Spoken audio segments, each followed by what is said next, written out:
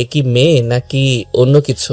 মাশাল্লাহ, আমার সামনে ঠিক পাসপোর্ট 6 ইঞ্চি থেকে 7 ইঞ্চি উচ্চতা হবে এবং গায়ের রং একেবারে দুধে আলতা ফর্সা।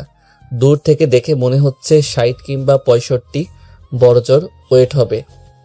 একটা মানুষ সব দিক থেকে কিভাবে এতটা পারফেক্ট হতে পারে? আমি ভ্যাবলার মতো তাকিয়ে আছি। তখন মেয়েটা কাছে এসে বলে, এই যে এভাবে তাকিয়ে থেকে কোনো লাভ নেই। ডিরেক্টর অর্থাৎ পরিচালকের কেবিনের রুমটা কোন দিকে জানেন আপনি? প্রত্যুত্তরে কোনো কথা নেই। এভাবেই চলে যাই কিছুক্ষণ। সামনে থেকে মেয়েটি বিরক্ত হয়ে হাতে একটা তুড়ি দিয়ে বলতে থাকে, এই যে হ্যালো, জি জি। ডিরেক্টরের রুমটা কোন দিকে? সোজা গিয়ে 3 তলায় চলে যাবেন, একটু ঘুরে ডান সাইডে। ও আচ্ছা, ধন্যবাদ। আমি কোনো কথা না বলে হাঁ করে মেয়েটির দিকে তাকিয়ে আছি। কিছুক্ষণ পরে মেয়েটির চোখের অন্তরালে চলে গেল। আমি তার চলে যাওয়ার দিকে অপলক দৃষ্টিতে তাকিয়ে আছি। এটা কি কোনো মেয়ে নাকি কোনো হুর? একটা মেয়ে কিভাবে এতটা সুন্দর হতে পারে? কি ব্যাপার স্যার, এইদিকে এভাবে তাকিয়ে কি দেখেন? কই না তো, কিছু না। কি আর দেখবো? ও আচ্ছা, 3 নাম্বারের নতুন একটা রুগী আসছে, সম্ভবত অ্যাক্সিডেন্ট করেছে। ওই ওয়ার্ডে রফিক স্যার আপনাকে যেতে বলল। আচ্ছা, আমি ব্যাপারটা দেখছি, তুমি যাও। আচ্ছা ঠিক আছে। তারপরে মিজান সোজা 3 নম্বর ওয়ার্ডে তাড়াহুড়ো করে চলে যায়।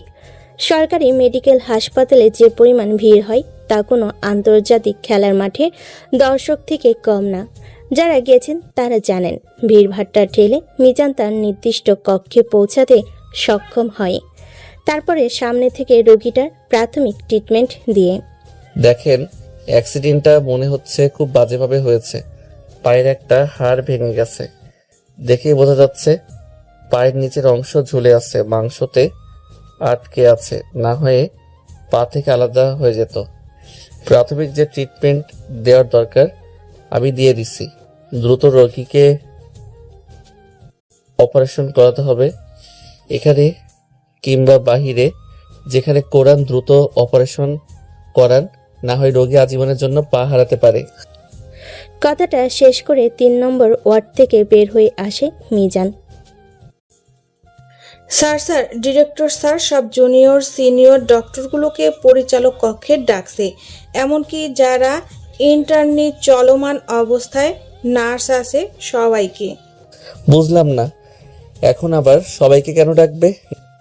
তা তো আমি জানি না, আপনাকে খবর দিতে বলল দিলাম। দেখো, ব্যাপারটা হচ্ছে তোমরা অনেকদিন এই কুষ্টিয়া জেনারেল হাসপাতালে নির্দ্বিধায় সাথে দায়িত্ব পালন করছো। এতে আমি অত্যন্ত খুশি এবং আনন্দিত।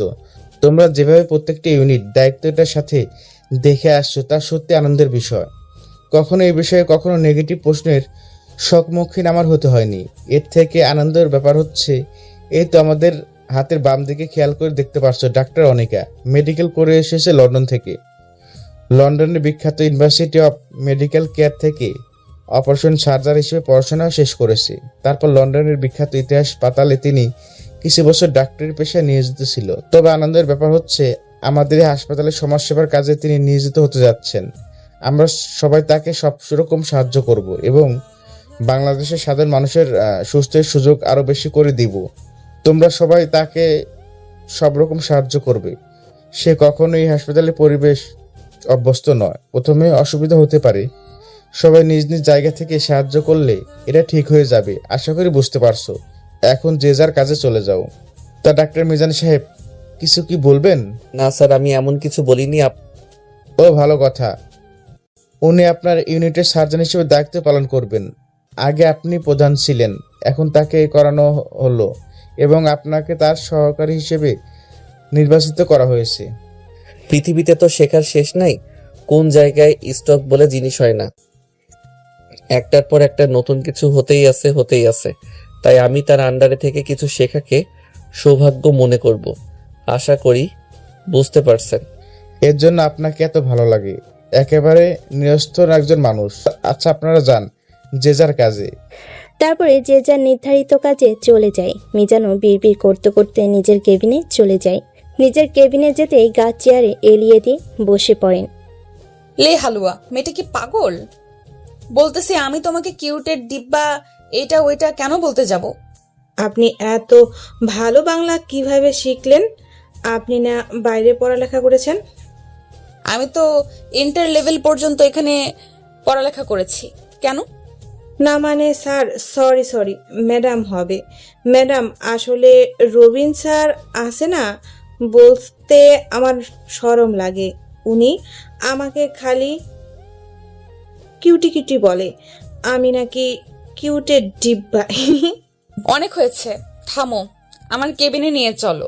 তখন মেয়েটা আমাকে এমন নিজের কেবিনের দিকে নিয়ে যেতে লাগে, মনে মনে বলতে লাগলাম, এই কোথায় সে ফেসে গেলাম রে ভাই, রে ভাই।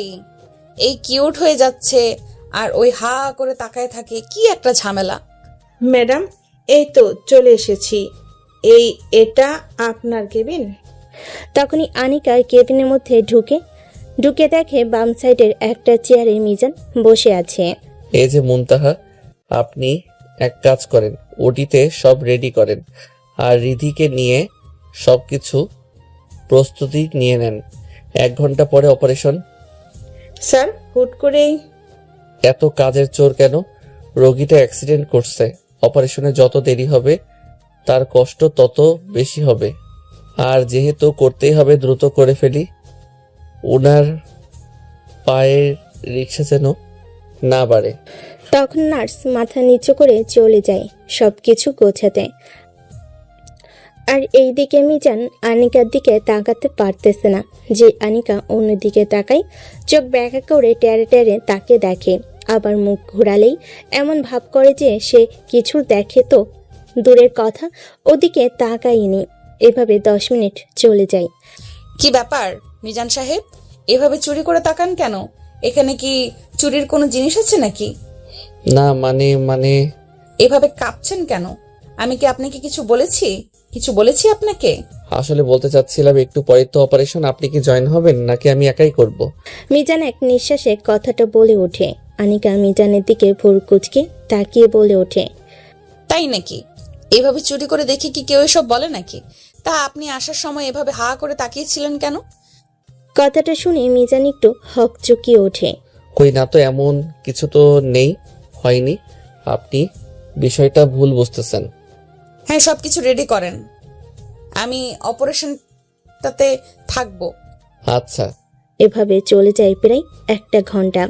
এই রোগীর বাড়ির লোক কে আছেন? এখানে একটা সই করা লাগবে। রোগীর কোনো ক্ষয়ক্ষতি হলে কর্তৃপক্ষ কোনো দায়ী থাকবে না। আপনাদের 7 জন্মের কপাল। এমনিতেই অপারেশনের বিভাগের প্রধান ডাক্তার মিজান চৌধুরী থাকবে এবং তার সাথে উচ্চ পর্যায়ের লন্ডন থেকে পড়ালেখাকৃত ডাক্তার আনিকা থাকবে। উনি ডক্টরি পাশের দুইটা ওয়াট পেয়েছে। 100 টাকা দিয়েও এমন ডক্টর পাবেন না। রোগী আশ্বস্ত হয়ে অপারেশন বনি সই করে দেয়। তারপর আনিকা আর মিজান অপারেশন থিয়েটারে চলে যায় অপারেশন করার উদ্দেশ্যে। তা মিজান সাহেব, ব্যাক সাইডে অবস্করের ইঞ্জেকশনটা করে দেন। নিদম্বে আমি ইনজেকশন করতে পারবো না, আমার লজ্জা লাগে আপনার সামনে। মানে কি, এখানে কি কৌতুক চলতেছে? যাই হয়ে যাক, আমি পারবো না। দেখেন, অপারেশন থিয়েটারে মাথা গরম করবেন না কিন্তু। আরে আমি পারবো না বলছি। আমি কি আপনার গার্লফ্রেন্ড লাগি নাকি যে আমার সামনে লজ্জা লাগে? আমি জানি না। আমি দিই? না, উনি ওই জায়গায় স্পেশালিস্ট না, একটু ভুল হলেই ইনফেকশন হয়ে যেতে পারে। শেষে উপায়ন্তর না পেয়ে মিজান ইঞ্জেকশনটা করে দেয়। তারপর এভাবেই চলে যায় 1.5 ঘন্টা। 1.5 ঘন্টা পর অপারেশন ভালোই শেষ করে তারা অপারেশন শেষ করে ওটি থেকে বের হয়ে নিজেদের কেবিনে চলে যায়। আপনাদের বোঝার সুবিধার্থে বলে রাখি, যারা অপারেশন বিভাগীয় ডাক্তার তাদের নির্দিষ্ট একটা কক্ষ থাকে যেখানে তারা পোশাক পরিধান এবং রেস্ট করতে পারে। সবার জন্য আলাদা আলাদা রুম নির্ধারিত থাকে, কিন্তু পেশেন্ট দেখার সময় নিচেই একটা ওয়ার্ডে অনেকগুলো ডক্টর একসাথে বসে দেখে। আশা করি ব্যাপারটা বুঝতে পারছেন।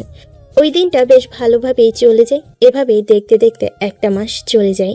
এই 1 মাসে মিজান ডক্টর আনিকার কাছ থেকে কেমন পালিয়ে বেড়ায়, তার যেন আনিকাতে অ্যালার্জি। ডক্টর আনিকা এই ব্যাপারটা খুব এনজয় করে। একদিন রবিন শোন, তুই 5 নাম্বার ওয়ার্ডের রোগীগুলোকে চেক করে আয়, আমি এই দিকটা দেখছি। আচ্ছা ঠিক আছে। কথাটা বলে মিজান পিছনের দিকে ফিরতেই তার চক্ষু চড়ক-গাছ। ওয়াও, এ কি মেয়ে নাকি অন্য কিছু? মাশাল্লাহ, আমার সামনে ঠিক পাসপোর্ট 6 ইঞ্চি থেকে 7 ইঞ্চি উচ্চতা হবে এবং গায়ের রং একেবারে দুধে আলতা ফর্সা। দূর থেকে দেখে মনে হচ্ছে 60 কিংবা 65 বড়জোর ওয়েট হবে। একটা মানুষ সব দিক থেকে কিভাবে এতটা পারফেক্ট হতে পারে? আমি ভ্যাবলার মতো তাকিয়ে আছি, তখন মেয়েটা কাছে এসে বলে, এই যে এভাবে তাকিয়ে থেকে কোনো লাভ নেই। ডিরেক্টর অর্থাৎ পরিচালকের কেবিনের রুমটা কোন দিকে জানেন আপনি? প্রতি উত্তরের কোনো কথা নেই। এভাবে চলে যায় কিছুদিন। সামনে থেকে মেয়েটি বিরক্ত হয়, হাতে একটা তুড়ি দিয়ে বলতে থাকে, এই যে হ্যালো, জি জি। ডিরেক্টরের রুমটা কোন দিকে? সোজা গিয়ে 3 তলায় চলে যাবেন, একটু ঘুরে ডান সাইডে। ও আচ্ছা, ধন্যবাদ। আমি কোনো কথা না বলে হা করে মেয়েটির দিকে তাকিয়ে আছি। কিছুক্ষণ পরে মেয়েটি চোখের অন্তরালে চলে গেল। আমি তার চলে যাওয়ার দিকে অপলক দৃষ্টিতে তাকিয়ে আছি। এটা কি কোনো মেয়ে নাকি হুর? একটা মেয়ে কিভাবে এতটা সুন্দর হতে পারে? কি ব্যাপার স্যার, এইদিকে এভাবে তাকিয়ে কি দেখেন? কই না তো, কিছু না। কি আর দেখবো? ও আচ্ছা, 3 নাম্বারের নতুন একটা রোগী আসছে, সম্ভবত অ্যাক্সিডেন্ট করেছে। ওই ওয়ার্ডে রফিক স্যার আপনাকে যেতে বলল। আচ্ছা, আমি ব্যাপারটা দেখছি, তুমি যাও। তারপর মিজান সোজা 3 নাম্বার ওয়ার্ডে তাড়াহুড়ো করে চলে যায়। সরকারি মেডিকেল হাসপাতালে যে পরিমাণ ভিড় হয় তা কোনো আন্তর্জাতিক খেলার মাঠের দর্শক থেকে কম নয়। যারা গেছেন তারা জানেন। ভিড় ভাট্টা ঠেলে মিজান তার নির্দিষ্ট কক্ষে পৌঁছাতে সক্ষম হয়। তারপরে সামনে থেকে রোগীটার প্রাথমিক ট্রিটমেন্ট দেয়। দেখেন, অ্যাক্সিডেন্টটা মনে হচ্ছে খুব বাজেভাবে হয়েছে। পায়ের একটা হাড় ভেঙে গেছে, দেখেই বোঝা যাচ্ছে পায়ের নিচের অংশ ঝুলে আছে, মাংসতে আটকে আছে, না হয় পা থেকে আলাদা হয়ে যেত। প্রাথমিক যে ট্রিটমেন্ট দেওয়ার দরকার আমি দিয়ে দিচ্ছি। দ্রুত রোগীকে অপারেশন করাতে হবে, এখানে কিংবা বাহিরে যেখানে করান দ্রুত অপারেশন করান, না হয় রোগী আজীবনের জন্য পা হারাতে পারে। কথাটা শেষ করে 3 নাম্বার ওয়ার্ড থেকে বের হয়ে আসে মিজান। বুঝলাম না, এখন আবার সবাইকে কেন ডাকবে? কি রে, তোর কাহিনীটা তো বুঝলাম না। তুই অনিকা ম্যাডামকে দেখলে এরকম পালিয়ে বেড়াস কেন? কই না তো। থাক, এত আর সাজা লাগবে না। আরে ভাই, ওর সামনে গেলেই আমার কেমন হার্টবিট বেড়ে যায়, বুকের মধ্যে ধক ধক করে, কেমন যেন শরীরটা অসাড় হয়ে যায়, মাথা কাজ করে না, কি দিয়ে কি করব কিছু বুঝতে পারতেছি না, ওর চোখের দিকে তাকাতে পারি না। আরে মিজান, তুই আবার বাচ্চা হলি নাকি? ছোটবেলার প্রেমে পড়লে এরকম হতো। মায়ের দিকে তাকায় দেখলাম না, লজ্জায় ওরে আমার লজ্জাবতী বধূ, লজ্জাবতী রে। তুই আমার এই খারাপ অবস্থা দেখে মজা নিচ্ছিস? আরে না, আমি কি মজা নিতে পারি? 1000 হলে 10টা না 5টা না, একটা মাত্র বন্ধু আমার। কি করব বলতো? ম্যাডাম রে গিয়ে বলে দে। বাইরে ভাই, মুখটা দেখতে যতটা মায়াবী, ভিতরটা অ্যাটম বোম, একটা কটকটি টাইপের বোম রে। এতটা অহংকারী রাগী একটা মানুষ কি করে হতে পারে? শুধু কি তোর কাছে রাগী বা অহংকারী মনে হয়? বুঝলাম না হঠাৎ এই প্রশ্ন। না, আমার কাছে এখনো এমন মনে হয় নাই। ম্যাডামের ব্যবহারটাই অত্যন্ত ভদ্র এবং নর্ম টাইপের। তাহলে কটকটিটা আমার সাথে এমন করে কেন? তুই কি করবি? ম্যাডামের চোখে মনে হয় তুই কুদরতিতে পড়ে গেছিস। যত সব কথাবার্তা বলবি না, নাকে ঘুষি বেড়ে না করে দিব। তুমি বোঝাচ্ছি কি আর তুই বুঝছিস কি? বল, ওরে দেখলে আমার হার্টবিট দক দক করে, ধপ ধপ, নরম কর। করতে রবিনের নিচের 2 হাত দিয়ে 2 গালে ঠাস করে থাপ্পড় লাগিয়ে দেয়। বন্ধু, এটা হলো নাইজেরিয়ান থাপ্পড়, কেমন লাগলো? রোগীর খেতায় আগুন। কথা ঘুরানোর চেষ্টাই করবি না। আমার ভালোবাসার যদি তুই সাহায্য না করিস, তোর ভালোবাসা আমি পেট্রোল ঢেলে আগুন ধরিয়ে দিব।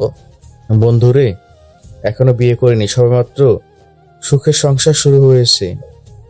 এইভাবে তুই আগুন ধরায় দিস না। আমার সংসারে সাহায্য না করলে তোমার সংসার আমি করতে দেব না, সোনা। আর যে পরিমাণ রাগি রে ভাই, বলতে গেলে জুতা দিয়ে মারবে। ডক্টর হয়ে এখন জুতার বাড়ি খাইতে পারবো না। কে যেন একটু আগে বলছিল অনেক নরম, ভদ্র, আরো কত কি। আর তোরে রাগানোর জন্য বলছিলাম, কিন্তু বাস্তবতা প্রথমে যেমন দেখানো ধুরু দেখায় গেল তেমন না। আমি এত কোনো কথা জানি না। তুই যদি না সাহায্য করছিস আজ, তাহলে আমাকে দেখিস আজকে যদি তোর মেডিকেল লাইফের প্রিয়াঙ্কার কথা যদি না বলে দিছি, তাহলে তোমার নার্সকে তাহলে দেখে নিও। প্রিয়াঙ্কারে চিনলাম না, সরি, রং নম্বর। 0179528 রাইট নাম্বার। ওইটাই তোমার এক ছিল, যার সাথে তুই সারাক্ষণ চিপায় আটকে থাকতে। আমি শুধু গিয়ে মিষ্টি করে বলবো, ওগো লালনা, তুমি কি জানো তোমার প্রাণের প্রিয় রবিন ছলনা অন্য মেয়ের লগে আগে চিগায় খলনা করতো। মাপ চাই ভাই, কে বলছে সাহায্য করবে না? আমি করব, আমার 14 গোষ্ঠী করবি, এমনকি আমার বাপেও করবি। দিব আমার বাপরে কল। এই না হয় আমার বন্ধু, তোকে নিয়ে আমি গর্ভবতী করি। আর কথা বলিস না রে, তোকে গর্ভবতী হওয়া লাগবে না। তোর কথা শুনে আমাকে গর্ভবতী করে ফেলেছিস। না বন্ধু, এমন হয় নাকি? চল তো অপারেশন করে দেখি কয়টা বেবি আছে। হারামি দেখছিস রে, তোর মতো ককটেল হারামির জীবনে দেখি নাই। এই দেখ, এটা আমার পিছন সাইড, এইটা আমার সামনে, এইটা আমার মুখ, আর এই দুইটা আমার হাত, আর এই যে নাকটা, দুইটা চোখও আছে দেখছি। এ মা, আবার দুইটা কান দেখছি। এটা যে শুনি মনে হয়, আর এটা মাথা। একটু টেনে দেখো তো, বলে নাকি? চাপায় আটকে দিলি তো, এদিন দিন না, আমারও দিন আসবে। 2 গুণ প্রতিশোধ নিব আমি। যথাজ্ঞা মেরি পিয়ার একা বন্ধু, আমার সংসারটা তুমি শুরু করতে দাও। তুমি লজ্জা পেয়ে তুমি যা ইচ্ছা প্রতিশোধ নিও, আমি মুখ বুজে সহ্য করে যাব। বুঝতে পারছি, চল। কেন খাবি না? তোরে না ট্রিট দিতে আনলাম। প্রত্যুত্তরে রবিন চোখ বড় বড় করে তাকায়। হা হা, চল। তারপরে তারা ওখান থেকে সোজা হসপিটালে চলে আসে। ওই দিন আর কিছু বলতে পারে না, এভাবেই চলে যায়। বলবো বলে 3 দিন। আজকে যাওয়ার সময় খাবার নিয়ে যাসনি কেন? তাড়াহুড়ো করে আসতে মন নেই। তাহলে দুপুরে বাইরে থেকে কিছু খেয়ে নিস। আচ্ছা ঠিক আছে মা। বাবা কই? বাবা বের হয়েছে? হ্যাঁ, তোর বাপ একটু আগেই অফিসে গেল। আচ্ছা, সাবধানে থেকো। আচ্ছা রে মা। কথাটা বলে আমি ফোনটা কেটে দিলাম। তারপরে সোজা হসপিটালের উদ্দেশ্যে রওনা দিলাম। সাদ্দাম বাজারে এসে পড়লাম জ্যামে। কিছুক্ষণ জ্যামে আটকে থাকার পরে গাড়িটা ডান দিকে ঘুরিয়ে কুষ্টিয়া মেডিকেল কলেজের সামনে দিয়ে একটু ডানে মোড় ঘুরে হসপিটালে পৌঁছে গেলাম। গাড়িটা পার্কিংয়ে পার্ক করে সোজা ভিড় ঠেলে আমার রুমে চলে গেলাম। সরকারি জেনারেল হসপিটাল হওয়ার কারণে প্রচুর পরিমাণে ভিড়, রাস্তাতে হাঁটার মতো নেই, ঢোকা তো দূরের কথা। তবে এটা ভেবে প্রশান্তি লাগে যে হাজার হাজার মানুষকে সাহায্য করতে পারি, এটাই আমার জন্য প্রাপ্তি। এইটার জন্যই তো ছোট থেকে কষ্ট করে এ পর্যন্ত আসা। আল্লাহর কাছে অশেষ মেহেরবান যে এই সুযোগটা করতে আমাকে সাহায্য করেছেন তিনি। নিজের রুমে এসে কিছুক্ষণ রেস্ট করে কেবিনে চলে গেলাম। কেবিনে গিয়ে বসতেই, কি অবস্থা আপনার? কেমন আছেন? বাবা, সূর্য কোন দিক থেকে উঠছে? কেন? মাঝে মাঝে মনে হতো আপনি ডক্টর না লজ্জাপতি গাছ। হোয়াট? মনে মনে মিজান ভাবে। ব্যাপারটা এমন না, জাস্ট এটা আমার ছোট থেকে রুলস। এই কুটনির কাছে একটা মানুষ লুকাতে পারি না, সব ধরে ফেলে। তে তো হরিতকি কোথাকার। জি, অপারেশন থিয়েটার পর্যন্ত গিয়েও আপনি লজ্জায় আমার চোখের দিকে তাকাতে পারেন না। আমার প্রচুর পরিমাণে হাসি পেত। এই রোজটা কি শুধু আমার জন্যই প্রযোজ্য? মিনমিন করে কি বলেন? একটু জোরে বললেন, আমি শুনি। বললাম আপনার মতো এত মুখশ্রী কেন মাখানো?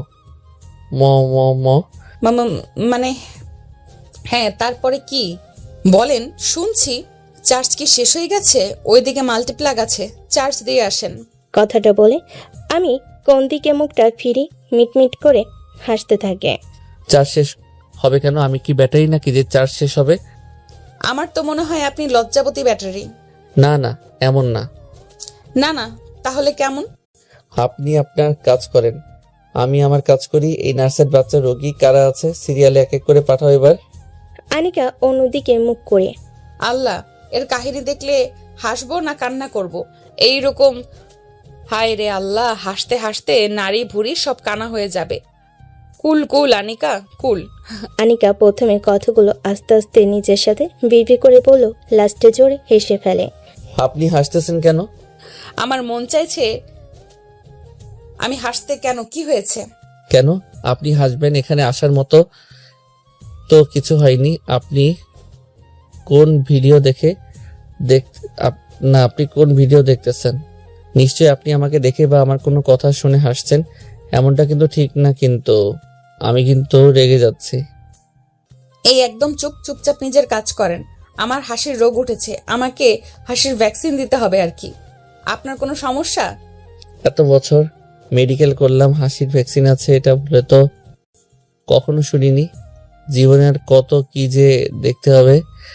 মিজান আর কোনো কথা বলার সাহস না পেয়ে চুপচাপ নিজের কাজ করতে থাকে। আমার জীবনে এমন কষ্ট আর কোথাও পাইনি। একটা ডক্টরের এত অসম্মান, আমাকে কি ডক্টর মনে করে? তাজা কটকটি একটা। এই জাতি কখনো তোমাকে মাফ করবে না। এই পুরো জাতি একটা সময় তোমাকে ঘৃণা করবে একটা ডক্টরকে এত অসম্মান করার জন্য। এত বিড়বিড়ে কথা বলা উচিত না। মিজান চেয়ার থেকে উঠে একটা আঙ্গুল তুলে বলতে থাকে। আমি বলবো, আমার বাপে বলবে, আমার 14 গোষ্ঠী বলবে, তোমার নানাই বললে, আমার নানার আব্বারে বলবে, সবাই বলবে। আপনার কি? আপনি আপনার কাজ করেন। বাবা, ডক্টর মিজান তো রাখতেও পারে। মিজান সাহেব ভুরু কুচকে তাকে নিজের ডেস্কে বসে পড়ে। তারপর এক এক করে রোগী দেখতে থাকে। দেখতে দেখতে দুপুর প্রায় 12টা বেজে গেছে। ইতিমধ্যে তারা প্রায় 100 রোগী দেখে ফেলেছেন। তাদের ডিউটি সকাল 8টা থেকে দুপুর 1টা পর্যন্ত, আর 1 ঘন্টা পরই তাদের ছুটি। রেজাব চাচার কতজন আছে? 20 থেকে 30 জনের মতো স্যার। আচ্ছা, দ্রুত সিরিয়ালে পাঠাও। এক কাজ করেন, হ্যাঁ। আপনি এগুলো দেখেন, আমি উঠে পড়ি। তা আপনার মাথায়ও কি সমস্যা? হঠাৎ এই কথা? আমি মেয়েদের ডক্টর, আপনি ছেলেদের, ভুলে গেছেন ব্যাপারটা? আমি মেয়েদেরটা না হয় দেখে নিলাম, আমি ছেলেদেরটা। থাকার বলতে হবে না। তারপর একে একে করে রোগীগুলোকে দেখলাম। দেখা শেষে কোনো কথা না বলে হনহন করে হাসপাতাল থেকে বের হয়ে গাড়িতে এসে বসলাম। গাড়িতে এসি ছেড়ে গান শুনতে থাকলাম, আর আনিকার উপরে রাগ হতে থাকলো। এভাবে আরো কিছুক্ষণ সময় চলে যায়। একটু সময় পরে সামনে থেকে একটা কার বেরোনোর জন্য বারবার হরেন দিতে থাকলো। মিজান কথা না বলে হেডফোন দিয়ে গান শুনতে ব্যস্ত। একটু পর সামনে থেকে গাড়িতে এসে মিজানের গাড়িতে ঠাস করে একটা ধাক্কা মেরে মাথা দিয়ে, এ কে রে? কার এত বড় সাহস? আমি হাতের বোতাম খুলে শার্টের হাতাটা একটু উপরে তুলে বাহিরে বের হয়ে বলতে লাগলাম, আয়, কত বড় সাহস এবার আমাকে ধাক্কা দিয়ে দেখা। একটু পর গাড়ি থেকে যে মেয়েটি বের হয়ে আসলো তার জন্য মিজান মোটো প্রস্তুত ছিল না। আপনি এখানে কি করেন? এখানে গাড়ি চালিয়ে বাড়িতে যাব।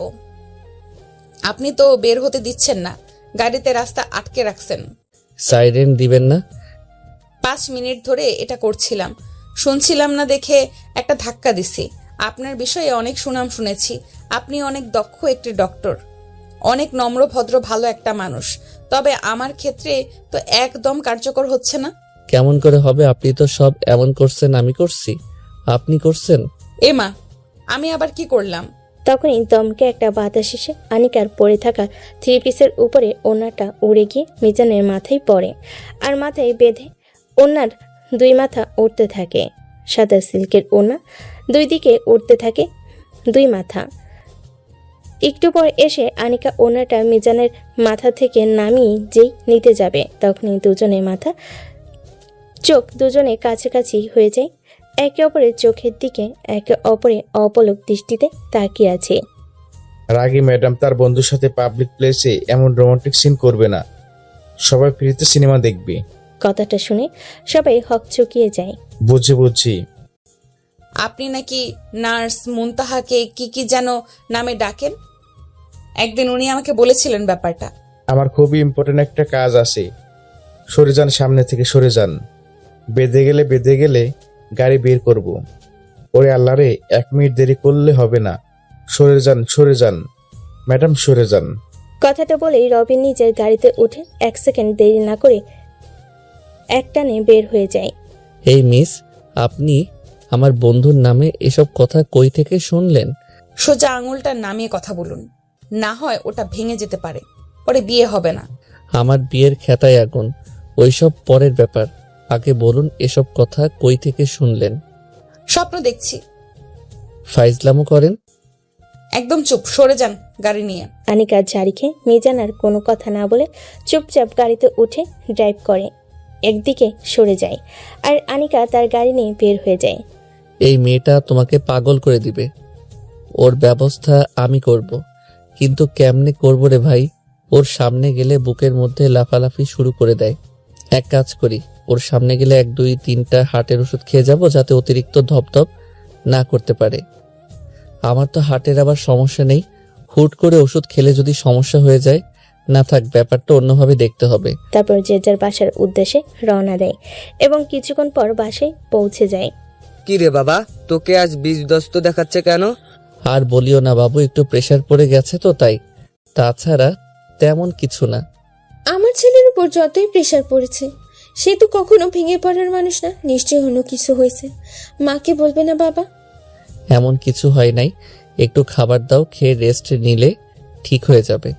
এরপর মাজেদা বেগম আর কোনো কথা না বলে আপনাদের সাথে পরিচয় করিয়ে দিই। এইমাত্র যে 2টা মানুষের কথা শুনলেন, এই 2টা আমাদের গল্পের নায়ক মিজানের বাবা এবং মিজানের মা, মা মাজেদা বেগম এবং বাবা মজনু সাহেব। যাই হোক, গল্পে ফেরা যাক। খাবার টেবিলে বসে খাবার খাইতে খাইতে, বাবা অনেকদিন তো হলো, আমাদেরও তো মন চায় তাই না? কি চাই বলো? কিছু লাগবে? আমাকে লিস্ট করে দেওয়ার সময় এনে দিব। আমাদের নাতি নাতনির সাথে খেলতে ইচ্ছে করে। কথাটা শুনে খাইতে খাইতে মিজানের কাশি উঠে যায়। 1 গ্লাস পানি খেয়ে সে বলে, এখনো বিয়ে করতে পারলাম না, তুমি চলে গেছো আমার বাচ্চাতে? এটা কোনো কথা? এটা আবার কেমন কথা? বিয়ে বাড়িতে কি বাচ্চার আশা করতেছি নাকি? আগে তোরে একটা সুন্দর মেয়ে দেখে বিয়ে দিব, তারপরে বাচ্চার আশা করব। ওইসব বিয়ে মিয়ে হবে না। তোর মা কিন্তু একেবারে খারাপ কিছু বলেনি। আমাদের এত বয়স হলো, এবার কিছু একটা কর। অনেক দিনই তো চাকরি বাকরি করতেছিস, এই টাকা দিয়ে কি হবে বল? টাকার থেকে যদি জীবনে সুখ শান্তিপূর্ণ তা না থাকে, এই আমাকে দেখ, টাকার পিছে ছুটতে ছুটতে সবকিছু হারিয়ে ফেলেছি। একটা সময় জীবন যৌবন সব শেষ হয়েছে, তখন টাকা রয়েছে আমার, কিন্তু যৌবনের যে সময়ের সুখ শান্তি, সেটা কি টাকা দিয়ে আর পূরণ করতে পেরেছি বাবা? না, পারিনি। তাই আমি চাই না আমার ছেলের এই পরিণতি হোক। আমি তো বলতেছি না বিয়ে করব না, আমাকে কিছুদিন সময় দাও, আমি নিজেকে আর একটু গুছিয়ে নিই। কথা বলতে বলতে 2 বছর কাটালি, এর শেষ কবে বলতে পারিস? তোর যদি কোনো পছন্দের মেয়ে থাকে বল, আমরা কথা বলি। এভাবে ঘুরোনো ফেরানোর কি আছে? না বাবা, পছন্দের মেয়ে থাকলে তো আগেই বলতাম, ওরকম কোনো কিছু না। তুমি আমাকে আর 3টা মাস সময় দাও, এরপর আমি যাই হোক একটা সিদ্ধান্ত জানাচ্ছি। এরপর যেন সিদ্ধান্ত সম্মতির লক্ষণ দেখি, না হলে ভালো হবে না কিন্তু। তুমি আমাকে থ্রেট দিচ্ছ? যা ভাববি সেটাই। ট্রেড মনে করলে ট্রেড। এখন তোর কি মনে হয় আমার বেটার বউর জন্য আমি সব করতে পারি?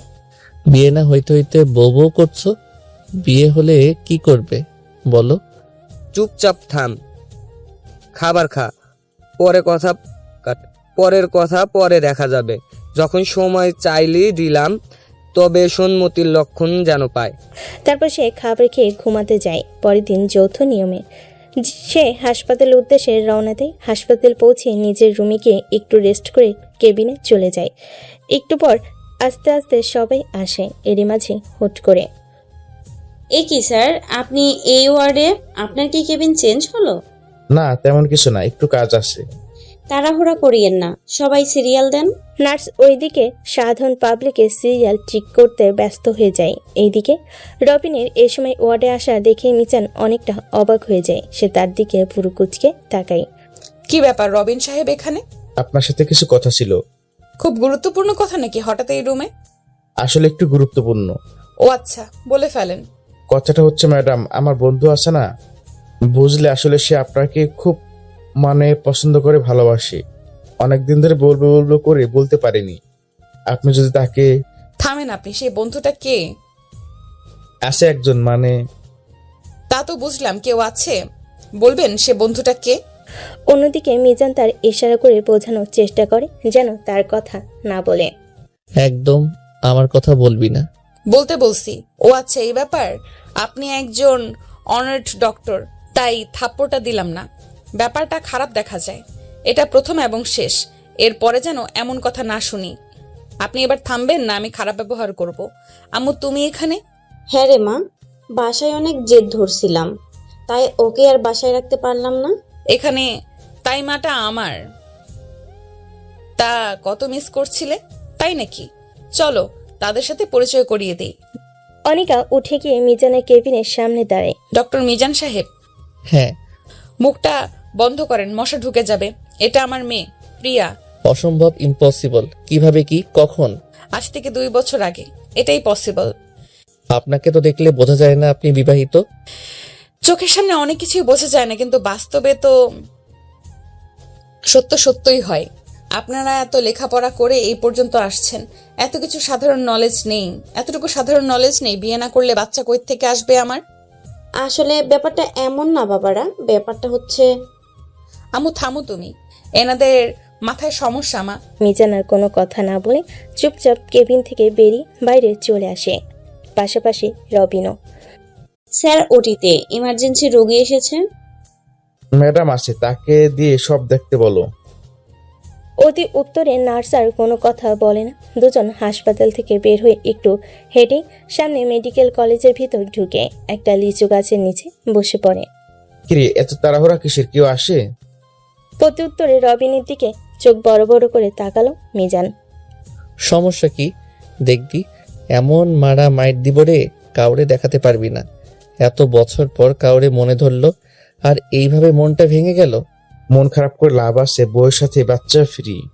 আমার হাতে কি তুই মাইর খাবি? দেশে কি মেয়ের অভাব পড়ছে? একটা গেলে 1000টা আসে, তার জন্য এরকম করতে হবে?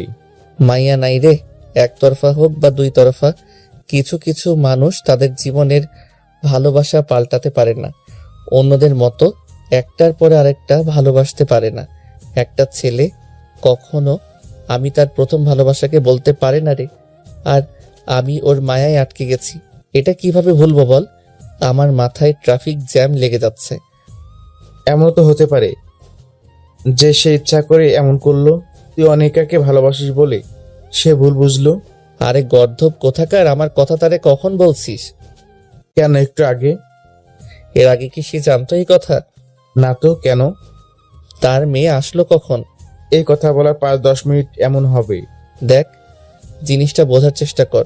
ওই মেয়ের কথাবার্তা দেখে কখনো মনে হয় নাই যে অভিনয়। ছোট বাচ্চা।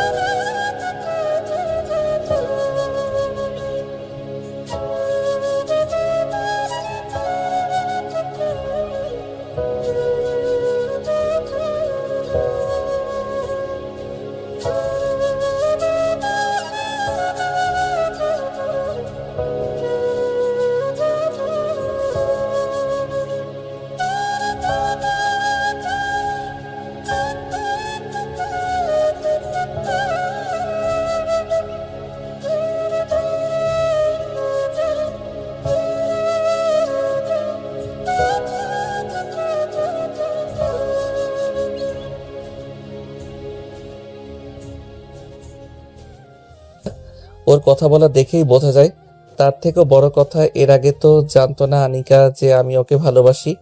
তুই বলার পরে হুট করে 5-6 মিনিটের মধ্যে চলে আসলো। সে কিন্তু কাউকে কলও করে নাই।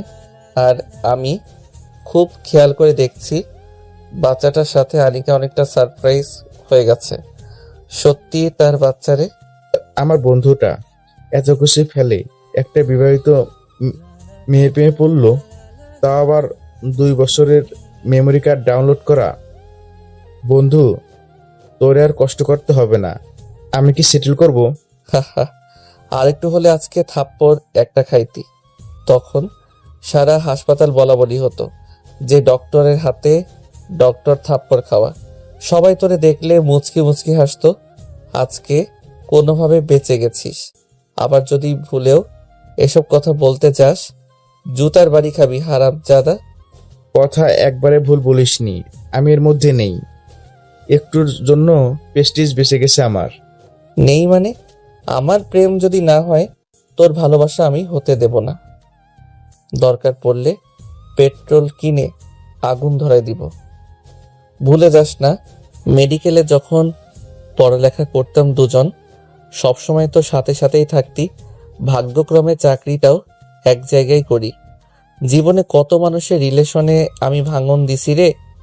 তোর বাচ্চা রিলেশন তো আমার বাম হাতটা খেল।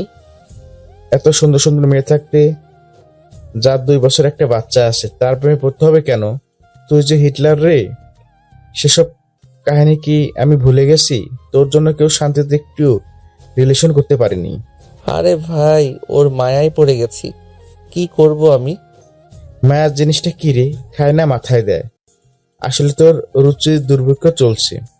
আর যাই বলিস, আমার ভালোবাসা নিয়ে যদি একটা আঙুল তুলিস, তোর একদিন কি আমার যে কয়দিন লাগে। আরে ভাই, তুই বুঝতেছিস না কেন? এখন কি করণীয়? ওর স্বামী আছে, বাচ্চা আছে, বললেই হলো নাকি? সবকিছু কি হাতের মোয়া নাকি? এসব উল্টাপাল্টা চিন্তা বাদ দে। ও সংসারটা এইভাবে ভেঙে নষ্ট করিস না। কথা তো একেবারে ভুল বলিস না রে। আর ভালোবাসার জন্য ওর সংসার নষ্ট করা ঠিক হবে না। আবার ওকে ছাড়া তো থাকতেও পারবো না। দেখা যাক কি হয়। এখন কি করবে তুমি? ভাবতেছি বাসায় যাব। হাসপাতালে যাবি না? অনেক রোগী আছে তো। আমাদের 3 নম্বর ওয়ার্ডে আমরা তো 3 জনই দেখাশোনা করি। ডাক্তারগুলো সব ওয়ার্ড ভিত্তিক ভাগ করা। কিভাবে কি হবে? আমার মনের অবস্থা খুব একটা ভালো না রে। তুই যা, আজকের দিনটা কষ্ট করে অনিকার সাথে কন্ট্রোল কর। কালকে থেকে আমি দেখব ব্যাপারটা। যাই হোক, এই ব্যাপারে টেনশন করিস না। আমি আঙ্কেল আন্টির সাথে কথা বলবো, একটা ভালো মেয়ে দেখে দিব। মন মেজাজ ভালো না, এসব উল্টাপাল্টা কথা বললে কিন্তু রাগ হয়ে যাবে। ওরে আমার ভালোবাসা সাগর রে, তো সাগরে আমি হিসু করে দিব। বিয়ে করবা না, কয়দিন পরে বিবাহিত মেয়ের উপর তুমি টাসকি খাও আর ছেঁকা খেয়ে ব্যাকা হয়ে যাও। এইসব আবেগ দিয়ে বাস্তবতা চলে না। শালা, তুই আগে বিয়ে কর। আমার তো সবকিছুই রেডি, খুব দ্রুত কাজ শুরু করে দিব। আচ্ছা, আমি হাসপাতালের দিকে যাই, তুই এক কাজ কর, বাসার দিকে যা। তারপরে তারা দুজন হেঁটে হসপিটালের পার্কিং সাইডে আসে। মিজান তার গাড়ি বের করে নিয়ে বাসার দিকে রওনা দেয়, আর রবিন ওই জায়গা থেকে তাকে বিদায় দিয়ে সে তার ডেস্কে চলে যায়। তারপরে সে তার কেবিনে বসে রোগী দেখতে থাকে। এভাবেই কিছুক্ষণ চলে যায়। কি ব্যাপার রবিন সাহেব, আপনার বন্ধু মিজান কোথায়? ওর শরীরটা খুব একটা ভালো না, বাসায় চলে গেছে। কি ব্যাপার, আপনি হাসলেন কেন? হাসি আসলে আমি কি করব, রোগী দেখেন। আরে মেয়ে না, রিক্সার হরেন একটু পর পর পক পক করে খালি হাসি। না না, আমি ট্রাকে হরেন। তারপরে তারা দুজন রোগী দেখতে থাকে। অন্যদিকে কিরে বাবা, এই সময় তুই বাড়িতে? হসপিটালে কি কিছু হয়েছে? না, তেমন কিছু না। শরীরটা খুব একটা ভালো না, তাই চলে আসলাম। ও আচ্ছা, ভালো করেছিস। যা, তুই রুমে গিয়ে ফ্রেশ হয়ে রেস্ট কর। চিনি কম দিয়ে একটা ব্ল্যাক কফি বানিয়ে আনো। তুই রুমে যা, ফ্রেশ হ, আমি আছি। তারপর মিজান তার রুমে চলে যায়। আলহামদুলিল্লাহ আছি বাবা, আল্লাহর রহমতে ভালোই। তুমি ভালো আছো? আলহামদুলিল্লাহ। তা বাবা, মিজান তো কখনো তার ডিউটি ছেড়ে বাড়িতে আসে না। ওর কি কিছু হয়েছে? এরকম বিধ্বস্ত ভাবে কখনো তো বাড়িতে আসতে দেখিনি। না না আন্টি, চিন্তা করবেন না। ওর শরীরটা খুব একটা ভালো না, কেমন যেন ক্লান্ত লাগছে, তাই বাড়িতে চলে গেছে। এই দিকটা আমি দেখছি, সামলে নিব, আপনি চিন্তা করবেন না। আচ্ছা বাবা, তাহলে রাখি, ভালো থেকো। আচ্ছা ঠিক আছে। কি ব্যাপার, আপনি এভাবে টেরিটরি কি শুনছেন কান লাগাইয়া? কই না তো, ওই শুনলাম আপনার বন্ধু নাকি বিধ্বস্ত। কেন, আপনার খুব মজা লাগতেছে? এতদিন জানতাম আপনি সার্জন হিসেবে ভালো, এই যে চুরি করে মানুষের কথাটা শোনা যে আপনি এতটা এক্সপার্ট তা জানতাম না। প্রত্যুত্তরে ভুরকুচকে দেখে রবিন। এভাবেই চলতে থাকে কিছুদিন। দেখতে দেখতে 7টা দিন চলে যায়। এই 7 দিনে মিজান হাসপাতালে আসেনি। 7 দিন পর হার্ট স্ট্রোক করেছে, ইমার্জেন্সি তার ট্রিটমেন্ট লাগবে। তাড়াতাড়ি সবকিছু রেডি করে আমি আসতেছি। ডক্টর, অনিকা এবং রবিনকে ইনফর্ম করেন ইমার্জেন্সি অপারেশন করা লাগবে, না হয় স্ট্রোক রোগী বাঁচানো যাবে না। তারপর নার্স কথা মতো সবকিছু রেডি করে। যথা নিয়মে অপারেশন শুরু হয়ে যায়। আলোর অশেষ রহমতে একটুর জন্য রোগীটা বেঁচে যায়। অপারেশন শেষ করে তারা যে যার রুমে গিয়ে ফ্রেশ হয়ে ড্রেস চেঞ্জ করে রোগী দেখার পোশাক পরে তাদের কেবিনে চলে আসে। তা রবিন সাহেব, আপনার বন্ধুকে তো দেখছি না প্রায় 7-8 দিন ধরে। কেন, আপনি জানেন না উনি 2 মাসের ছুটি নিয়েছেন? এত লম্বা ছুটি কিভাবে অ্যালাউ করলো? আসলে ও কখনো ছুটি নেয়নি। ছুটি নিতে গেলে সবসময় রিজেক্ট করতো, কিন্তু হুট করে এতদিন পরে যখন বলতেছে, ডিরেক্টর সাহেব আর না করতে পারেননি। ও, হঠাৎ মিজানের কথা বুঝলাম না তো, ভূতের মুখে কি শুনি। আপনি আবার মিস্টিস করছেন না তো? What the hell you are, আপনার মাথা ঠিক আছে? হ্যাঁ, বুঝতে পারছি। একসাথে কাজ করি অনেকদিন ধরে, দেখতেছি যে অ্যাবসেন্ট, তাই জিজ্ঞাসা করলাম নিজের দায়িত্ব বোধ থেকে, এর বাইরে কিছু না। ও, তারপর যে যার কাজে লেগে পড়ে। এভাবেই দেখতে দেখতে আরো 1টা মাস চলে যায়। অন্যদিকে কি রে, কি অবস্থা এতদিন পরে? এই তো চলে রে কোনো রকম। তোর কি অবস্থা? বউ বাচ্চা নিয়ে ভালো আছিস রে? বুড়ো তো হয়ে যাচ্ছিস, বিয়ে কবে করবি? এর থেকে বয়স বাড়লে শেষে দেখবি ভালো বউ পাবি না। কেন, তোর শালি আছে না? আসে তো, কেন বিয়ে করবি? চল আজকে আমার শালির তোর সাথে বিয়ে দিয়ে আসি। এই না না, এতদিন দেখতাম যা, কিন্তু তোর ক্ষেত্রে তো উল্টা দেখতেছি। আমাকে তুই বলদ পাইছিস? না না, তুই বলদ হবি কেন? শুনলাম সামনের শনিবারে নাকি রবিন বিয়ে করতেছে, তারই হসপিটালের নার্সকে। এই তো বন্ধু, মেজাজটা খারাপ করে দিলি। এখানে মানুষ মানুষকে বিয়ে করছে, সব কাজই সম্মানের। এখানে কর্মটা না তুললে কি হয় না? দেখা যাচ্ছে সে বড় একটা নামকরা মেয়েকে বিয়ে করছে, দিন শেষে মেয়েটা পরকীয়া করতেছে। তাহলে কি হলো? এর থেকে কি ভালো না একটা মেয়েকে দেখে শুনে চিনে তার চিন্তা ভাবনা কেমন দেখে শুনে বিয়ে করা? আমি যতটুকু জানি রবিন সেটাই করতেছে, এবং তার চিন্তা ভাবনা কি আমি সম্মান করি বন্ধু। ওইভাবে উশৃঙ্খল ভাবে বিয়ে করার থেকে এভাবে করাই 1000 গুণ বেটার। ঠিক বলছিস রে। এই বাপের কি আছে, চেহারা কেমন, কি করে, এসব দেখে শুনে বিয়ে করে আমার জীবন শেষ। কিছু হলে বাপের হুমকি দেয়, বাপের বাড়ি চলে যাব, বাপের কমাসে নাকি, তার বাড়ি থেকে নাকি এটা দিচ্ছে ওটা দিচ্ছে, এটা করতে পারবো না, আমি ওটা করতে পারবো না। একটা মানসিক টর্চারের মধ্যে আসি রে ভাই। এই দেখলে তো কি করে? এটা দেখার থেকে একটা ছেলে হোক কিংবা মেয়ে হোক, মানুষ হিসেবে সে কতটা ভালো আমি মনে করি সেটা দেখা সব থেকে গুরুত্বপূর্ণ, এবং সেটাই দেখা উচিত। তোর কথা যদি আমি আগে শুনতাম, তো একটু ভালোভাবে বুঝতে পারতাম বা বোঝার চেষ্টা করতাম, তাহলে আমার জীবন হয়তো এত কষ্টে থাকতো না। যাই হোক, তা বিয়েতে যাবি তো? আরে আমাদের নিজেদের বন্ধু না গেলে কেমন হয়ে যায় না? অবশ্যই যেতে হবে, এবং সব থেকে বেশি এনজয় করতে হবে। হ্যাঁ রে, আমিও শুনলাম কলেজ লাইফে সবাই আসতেছে। হ্যাঁ, বিয়েরও উপলক্ষ হলেও তো সবার সাথে আবার দেখা হবে। তারপরে তারা অনেক সময় আড্ডা দেয়, তারপর যে যার বাসায় চলে যায়। আসলে কার কতটা টাকা পয়সা আছে, কার পরিবার কেমন, কে দেখতে কালো, কে দেখতে ফর্সা, কে লম্বা বা কে কালো, এসব দেখার থেকে ভালো একজন মনের মানুষ দেখে বিয়ে করা সব থেকে গুরুত্বপূর্ণ। বিয়ে দরকার হলে 2 বছর পরে হোক, তারপরও ভালো মানুষের একটা ভালো মনের মানুষকে বিয়ে করা সব থেকে গুরুত্বপূর্ণ। তাহলে বাকিরা জীবন শান্তিময় মনে হবে, আর না হলে সারাটা জীবন বেদনাদায়ক থাকবে। যাই হোক, এভাবে দেখতে দেখতে দিন গড়িয়ে রাত হয়, সন্ধ্যা গড়িয়ে দিন হয়। সময় তার নির্দিষ্ট গতিবিধিতে চলতে থাকে। দেখতে দেখতে তার বিয়ের দিন চলে আসে। কি রে, আজ কতদিন পর সবাই একসাথে? বাবা, সবাই কত হ্যান্ডসাম। সবাই তো প্রায় বিয়ে করে নিয়েছিস। আরে ঢেপসি, বিয়ে করব না। তোর মতো দেবদাস থাকবে সারা জীবন। আমাদের ব্যাচেলার তুই আসিস, আর আমাদের হিরো সাহেব মিজান এবং ওই রবিন মিয়া ছিল। এ তো আজ কাজ সেরে ফেললো। আরে আকাশে রে, আমি ঠুপসি হলে তুই ঠিকই। আরে ভাই, তোর আমার বিয়েতে ঝগড়া করিস না তো। আগে আমাকে বাসরঘর পর্যন্ত যেতে দে, তারপর ঝগড়া কেন, মারামারি একটা মার্ডার করে যাস, এতে আমার কোনো আপত্তি নেই। বাসার ঘরের খুব শখ? ও ভালো কথা। এই আপুটাকে এর আগে তো চিনলাম না। তোরে বলছিলাম না, আমাদের হসপিটালের সিনিয়র ডক্টর। আই থিঙ্ক বয়সে না, এক্সপার্টের দিক থেকে আমি মিজান আর উনি একই কেবিনে বসি। ডাক্তার অনিকা চৌধুরী, উনি লন্ডন থেকে পড়াশোনা করে, বাংলাদেশের সাধারণ মানুষের সাহায্য করার জন্য এসেছেন, জয়েন করেছেন। তিনি মানুষ হিসেবে অনেক ভালো এবং ভদ্র।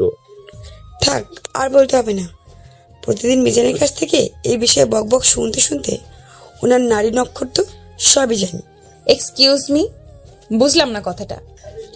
আর বলিয়েন না, আপনার ওই যে সহকারী ডক্টর মিজান আছে না, ও আপনার ব্যাপারে যা বলেছে, জীবনে ওর মুখ থেকে অন্য কারোর ব্যাপারে শুনি নেই।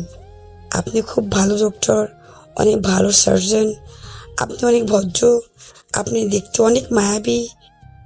কথাগুলো শুনে আনিকা একটু ইতস্তত বোধ করে, বিষয়টা বুঝতে পেরে। কিরে, তোরা এখানে বকবক করে যাবি? ভিতরে চল, কিসে আয়োজন। তারা ভিতরে গিয়ে সবাই আড্ডা দিতে থাকে। নামে প্রাইভেট কার থেকে কালো কালারের প্যান্ট, হালকা সাদা কালারের শার্ট, কালো কালারের কোট, কালো কালারের বেল্ট, হাতে রোলেক্সের ঘড়ি, কালো জুতা, কালো কালারের সানগ্লাস পরে যেমন পাসপোর্ট 6 ইঞ্চি উচ্চতা তার, তেমনি জিম করা বডি। এই ড্রেসে গাড়ি থেকে নেমে হেঁটে আসতেছে। হাঁ করে সবাই তার দিকে তাকিয়ে আছে, এভাবে হেঁটে সবার কাছে আসতে। কিরে শালা, বিয়ে জামান না তোর? কেন বিয়ে তোর আমার হবে কেন? তুই যে গেট আপটা দিছিস রে ভাই, আমার বউ দেখলে তোর না জানি বিয়ে করতে চায়। খবরদার, তার সামনে যাস না।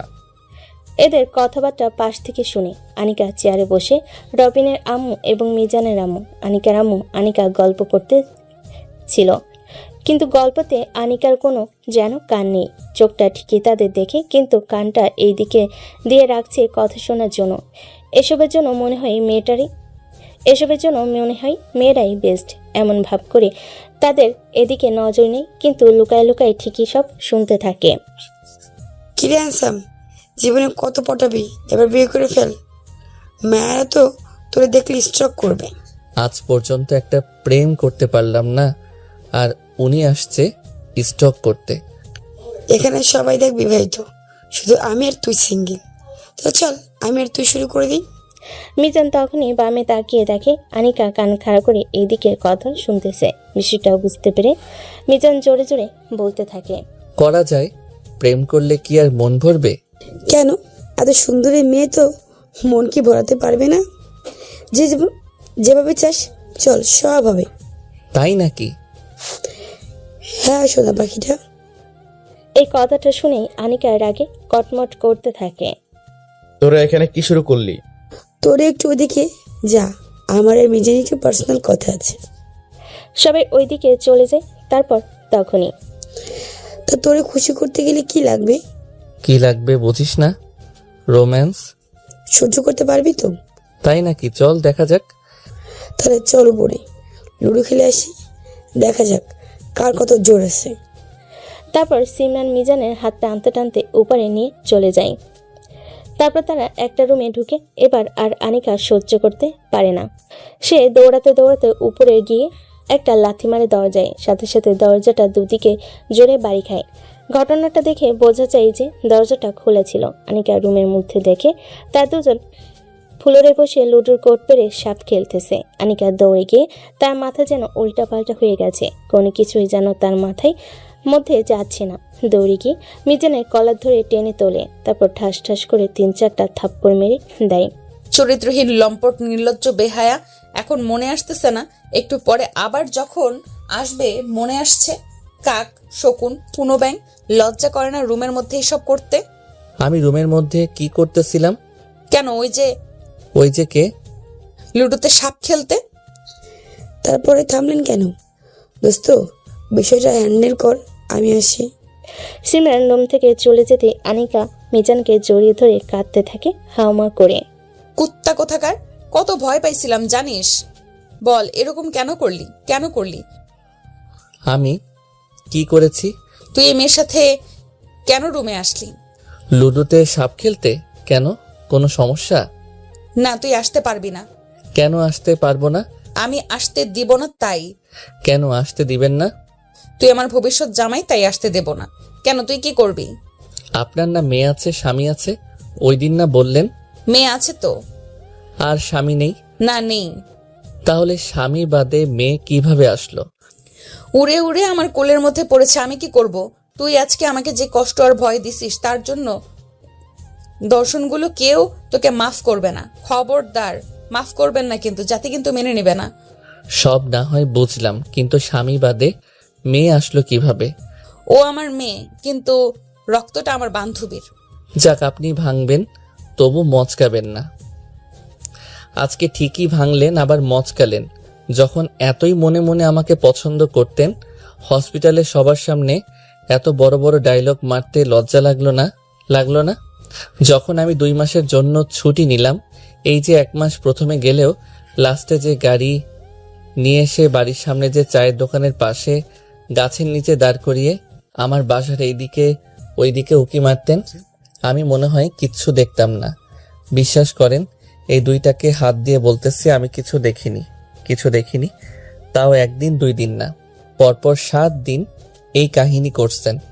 তারপরে যেদিন আপনি হসপিটালে থাকেন, ওই টাইমে হসপিটাল থেকে আপনার বাসার অ্যাড্রেস নিয়ে আপনার বাসায় যাই, আসলে এই রহস্যটা কি উদ্ধার করার জন্য। তবে বাসায় গিয়ে ওই দিন যা... কি ব্যাপার বাবা, তুমি না আনিকার হাসপাতালের ডক্টর? একই সাথে তো তোমরা রোগী দেখো। জি আন্টি, ঠিকই ধরছেন।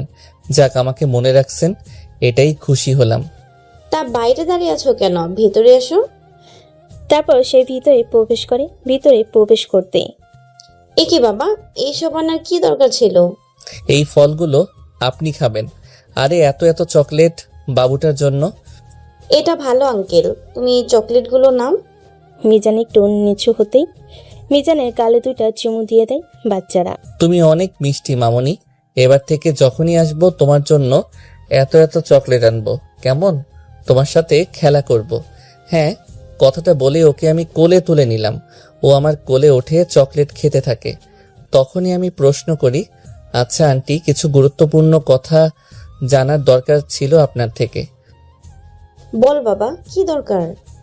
মামনি, তুমি চকলেট খেতে খেতে ওই রুমে কার্টুনের সাউন্ড আসতেছে না? কার্টুন দেখতে যাও, আমি আসতেছি। আমি কিন্তু এসে শুনবো কার্টুনে কি হয়েছে। কথাটা বলেই মেয়েটা কার্টুন দেখতে যায়। আন্টি দেখেন প্লিজ, অনুরোধ করে বলছি, আমাকে কিছু লুকাবেন না। এটা জানা আমার খুবই গুরুত্বপূর্ণ। আচ্ছা, আনিকা কি বিবাহিতা? অতি উত্তরে অনেক সময় চুপ। আমি এ ব্যাপারে কিছু বলতে পারবো না বাবা। কথাটা শুনে মিজান তার হাত দিয়ে সোনালী চৌধুরী 2 হাত জড়িয়ে ধরে। প্লিজ লুকাবেন না। তুমি এত করে যেহেতু বলছো, তবে আনিকাকে এ ব্যাপারে কিছু জানাবে না। ও শুনলে খুব রাগ করবে। আসলে ও বিবাহিত না। মানে কি বলছেন আপনি? আপনার মাথা ঠিক আছে? তাহলে ওই মেয়ে? আসলে বাবা, এই এক লম্বা কাহিনী। আমার মেয়েটা একটা বেস্ট ফ্রেন্ড ছিল, মেয়ে তারও কিছুটা আমার মেয়ের নামের নাম সোনালিকা। আমার মেয়ে আর সে একসাথে লন্ডনে লেখাপড়া করত, কিন্তু ও ছিল বিবাহিত। ওর বিয়ের 1 বছর নাই যেতে ওর ঘর আলো করে আসে একটা লাল টুকটুকে মেয়ে। মেয়েটা যখন 1 বছর বয়স, তখনই একদিন আমার মেয়ে সোনালিকা এবং তার হাজবেন্ড গাড়িতে একদিন একটা জায়গায় ঘুরতে যাচ্ছিল। ভালোভাবে জায়গাটা ঘুরে তাদের বাসায় আসতে আসতে অনেক রাত হয়ে যায়। মাঝরাতে গাড়ি ড্রাইভ করে আসতে অবশ্যই গাড়ি চালাচ্ছিল সোনালিকার হাজবেন্ড। কথাটা বলে চুপ হয়ে যায়। আন্টি প্লিজ চুপ থাকবেন না, বলেন প্লিজ। গাড়িটা একটা ভয়াবহ অ্যাক্সিডেন্ট করে সামনে থেকে একটি ড্রাম ট্রাকে মেরে দেয়। আমার মেয়ে আর বাচ্চাটা পেছনে থাকার জন্য তারা বেঁচে যায়, কিন্তু সামনে সোনালিকা এবং তার হাজবেন্ড ট্রাকে সোজাসুজি মারার জন্য তারা ঘটনাস্থলে মারা যায়। আমার মেয়ে এবং ছোট্ট বাচ্চাটাও খুব গুরুতর আহত হয়। বাঁচার সম্ভাবনা আমার মেয়ের অনেক কম ছিল। অ্যাক্সিডেন্টের সময় জানালা দিয়ে বাচ্চাটাকে ছিটকে বাহিরে চলে যায়, তাই বাচ্চাটা শুধু হাতে একটা হাড় ভেঙে যায় আর কিছু অংশ কেটে যায়। তাছাড়া আহামরি খুব বেশি ক্ষতি হয় না। আমার মেয়ের বান্ধবী মানে সোনালিকা মৃত্যুর আগে হাত ধরে অনুরোধ করে যায় যে তারা যদি মারা যায় তাহলে তার মেয়েকে দেখার মতো আর কেউ নেই, আনিকা যেন তার মেয়ের দায়িত্ব নেয়। আসলে সোনালিকা সত্যি অসহায় ছিল। বাড়িতে তাদের শুধু বাবা মা ছিল। বাইরে ডক্টরের ডিগ্রি করতে গেলে 1 বছরের মাথায় মাকে হারায়। তারপরে তার বাবা দেখে শুনে ওখানে একটা বিয়ে দিয়ে দেয় তার বন্ধুর ছেলের সাথে। তার 1.5 বছরের মাথায় তার মায়ের শোকে তার বাবাও চলে যায় একাকিত্ব সহ্য করতে না পেরে। তাই তার মেয়েকে দেখার মতো কেউ নেই। আর আমার মেয়ে ওখানে সোনালিকার ভরসাতেই পড়তে গিয়েছিল। ওখানে আমাদের আপন বলতে তেমন কেউ ছিল না। যত সাহায্য, ভিসা প্রসেস, সকল কিছু সোনালিকা করে দেয়। তারে এক অপরকে নিজেদের রক্তের থেকেও বেশি কিছু ভাবতো। ওই দিন তাদের হাসপাতালে নেওয়ার আগেই তার হাজবেন্ড মারা যায়। হাসপাতালে নিতে নিতে সেও মারা যায়। এক কথায় ঘটনাস্থলেই তারা মারা যায়। ছোট্ট বাচ্চা মেয়েটাকে আর আমার মেয়েকে হাসপাতালে নিলে অনেক কষ্টের পরে তারা আল্লাহর অশেষ রহমতে জীবন ফিরে পায়। তারপর থেকেই ছোট্ট পিচ্চিটারে আমার মেয়ে তার নিজের মেয়ের বলে গ্রহণ করে নেয়। কখনো তার মায়ের অভাব বিন্দু মাত্র বুঝতে দেয়নি। আমরাও তাকে নিজের পরিবারের একজন ভেবেই আপন করে নেই। আমাদের জন্য চোখের মণি সে।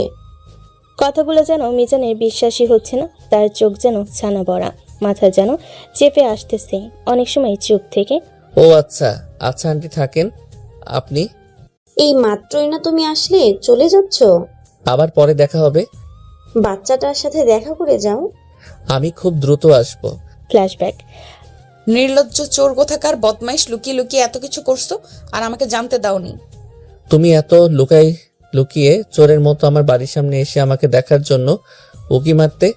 এতই যদি ভালোবেসে ফেলেছো তাহলে যখন আমি প্রকাশ করতাম এত ভাব না মারলে কি হতো? আবার একদিন বলেই এটা আমার মেয়ে বুঝিয়ে বললে কি হতো? বলে কি আমার হাজবেন্ড আছে, হাজবেন্ড ছাড়া কি মেয়ে হয়? কেন বলবো না? তোমার ওই ফেস দেখতে আমার অনেক ভালো লাগছিল। আমি মিটমিট করে হেসে মজা নিচ্ছিলাম। একটা জিনিস ভাই আমি বুঝলাম না, তোমরা মেয়েরা ভালোবাসো ঠিক আছে, একটা ছেলে তোমাদের ভালোবাসলে তবে তোমরা এমন ভাব করো যে তোমরা কিছু জানো না, অথচ ভিতরে ভিতরে পোলার জন্য ফিদা। আমাদের মেয়েদের জন্মের সময় এগুলো করার জন্য হার একটা ব্যাকা থাকে। আমরা শত ভালোবাসলেও কখনো প্রকাশ করি না। প্রকাশ করলে দাম কমে যায়। তোমরা নির্লজ্জ, তাই দাম কমে না। আর আমরা প্রকাশ করলে আমাদের দাম কমে না। একটা কথাও বলবি না, আমি যেটা বলবো সেটাই ঠিক। আনিকা মিজানের মুখ চেপে ধরে হাত দিয়ে। মিজান শান্ত হয়ে যায়। তাহলে তুই সবকিছু জেনে শুনেও ওই মেয়ের সাথে রুমে কি করতে আসছিস? কেন, কি করতে আসতে পারি? কি ব্যাপার, তোমাদের কথা কি শেষ হলো? যাক, ভালো সময় আসলি তুই। তোর সাথে আমি এখানে কি করতে আসলাম রে? কেন, কি করতে আসতে পারি? তোমাদের কথা শুনে যা বুঝলাম, কি করতে আসতে পারো তা তোমরাই ভালো জানো। তুমি এখানে এসে কি দেখছো? এসে তো দেখছি তোমরা লুডোতে সাপ খেলতেছো। তারপরে তো এসে বুঝতে পারতেছি না। আরে পাগল মেয়ে, এগুলো তো একটা অভিনয় ছিল। আমার বন্ধুটা বাড়ির সামনে গিয়ে তুমি দাঁড়িয়ে থাকো, তোমার মুখ ফোটে না, তোমার মুখ থেকে কথাগুলো বের করার জন্য। আর যাই হোক, একটা মেয়ে কাউকে ভালোবাসলে যে চোখের সামনে ভালোবাসার মানুষটা অন্য কারো হয়ে যাচ্ছে, এটা সহ্য করতে পারে না। তাই তোমার মুখ থেকে কথা বের করার জন্য আমাদের এমনটা করতে হলো। তোমাকে কিন্তু কাজটা ঠিক করলা না। হায় হায়, মেয়েটা লজ্জা পেয়েছে। এত লজ্জা কই রাখো। অতি উত্তরে আনিকা আর কোনো কথা না বলে নিচে চলে যায়। সিমরান আর মিজান হাসতে হাসতে নিচে চলে আসে। তারপর তারা যে যার মতো এনজয় করতে থাকে।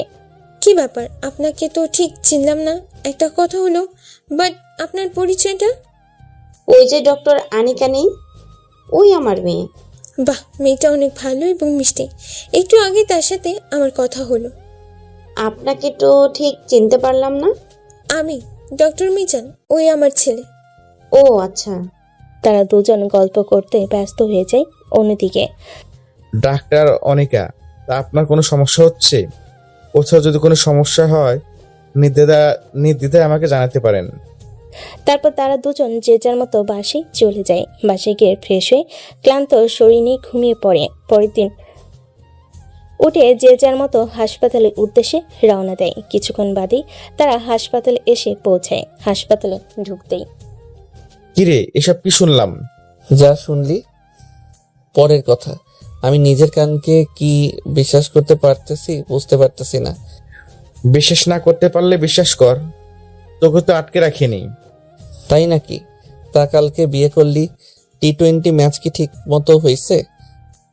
ম্যাচটা যদি অপূর্ণতা থাকে বা আগেই উইকেট পড়ে যায়, তো আজকে আমি তোর সামনে হাসপাতাল কি করতেছি? তারপরও আজকে তোর হাসপাতালে আসার ব্যাপারটা অবিশ্বাস্য। আরে আসতে চাইছিলাম নাকি, ডিরেক্টর কল দিয়েছে। আজকে নাকি একটা অপারেশন আছে, তাই খুবই গুরুত্বপূর্ণ, ওটাই করতে আসলাম। একাই করবি না সাথে কেউ আছে? তুই আর অনেকে আছে। এতদিন পরে আসতে পারলাম না, অপারেশন চাপাই দিল। তুই তো একদিন পরে আসলি, তোর সমস্যা কি? আমি তো বাড়িতে টাটকা বউ রেখে আসছি। কেন গো বন্ধু, বউ আবার বাসি হয় নাকি? হয়। জীবনে যে আর কত কিছু দেখবো রে। তোর কি বউ আছে নাকি? আচ্ছা, ভালো কথা। সিমরানের থেকে কি শুনলাম? অনিকা, তোদের মধ্যে কি চলতেছে? তোদের মানে আর কয়জন আছে ভেতরে? কয়জন থাকবে আবার? তুই আরো যদি সারাক্ষণ কিংবা সারমর্ম বলি, তাহলে খুব দ্রুত অনিকাকে ভাবি ডাকতে পারবো। না মানে? ওরে লজ্জা রে, লজ্জা গাছ। তুই কি শুনছিস? রেডি হতে হবে, অপারেশন করতে হবে। তো হইছে, এবার চল। আচ্ছা ঠিক আছে।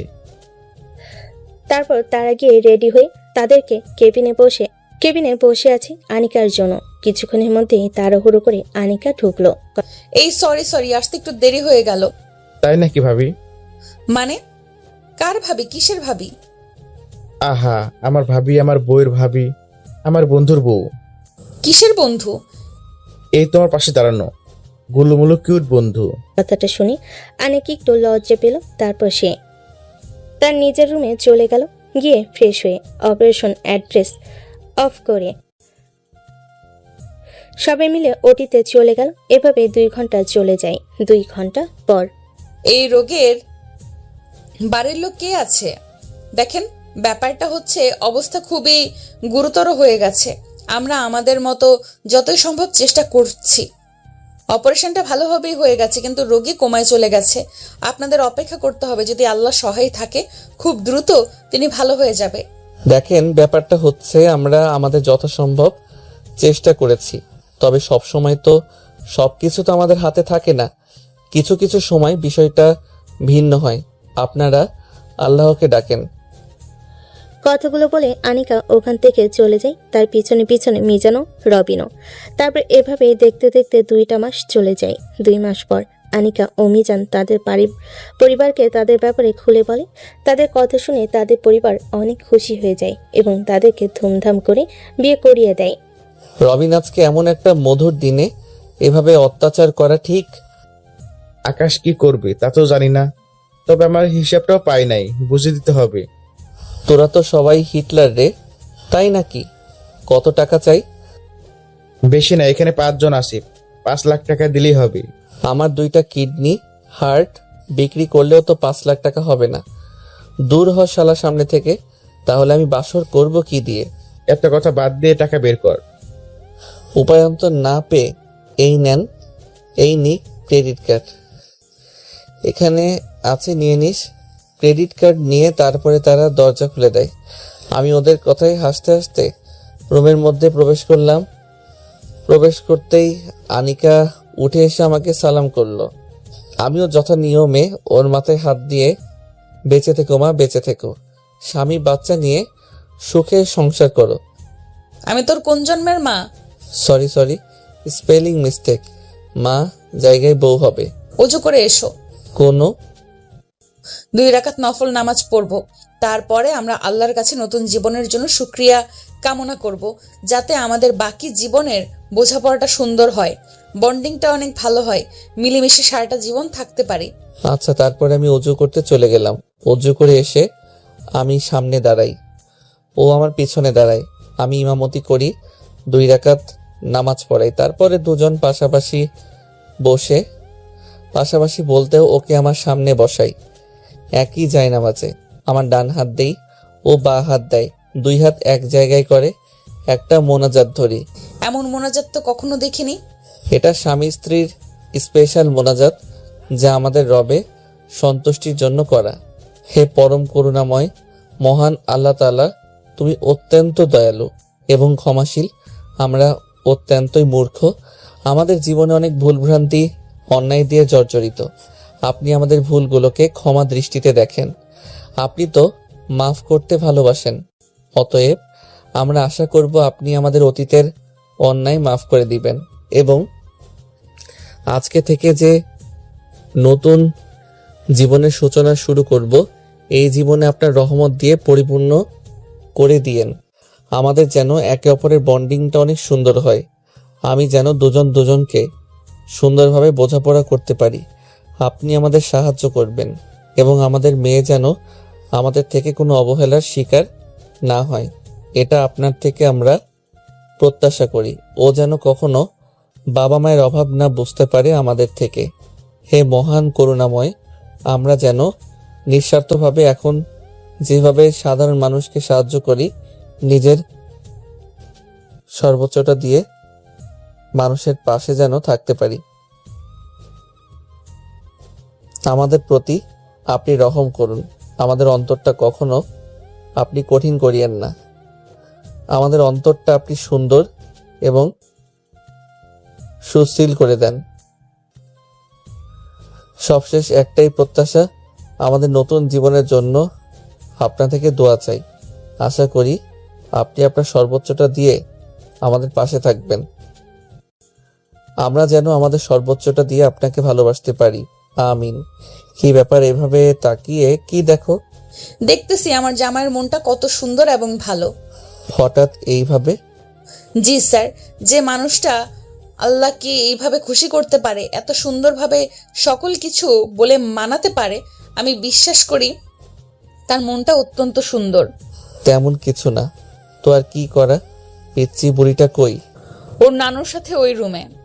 আমাদের রুমে রাখতে পারলে না? ওই রুমে কেন? আমাদের রুমে রাখলে কিভাবে হয়? মানে এখানে আবার কি হবে যে ওকে রাখা যাবে না? ওরে বাবারে, কাঁচা খোকা, কিচ্ছু বোঝে না। কি হয় দেখবা। আনিকা মিজানের সামনে এসে ঠোঁটের সাথে ঠোঁট মিলিয়ে দেয়। চিরন্তন সুখেরা আশার সাগরে ভাসতে থাকে। আর এদিকে আমাদের গল্পটাও শেষের পথে।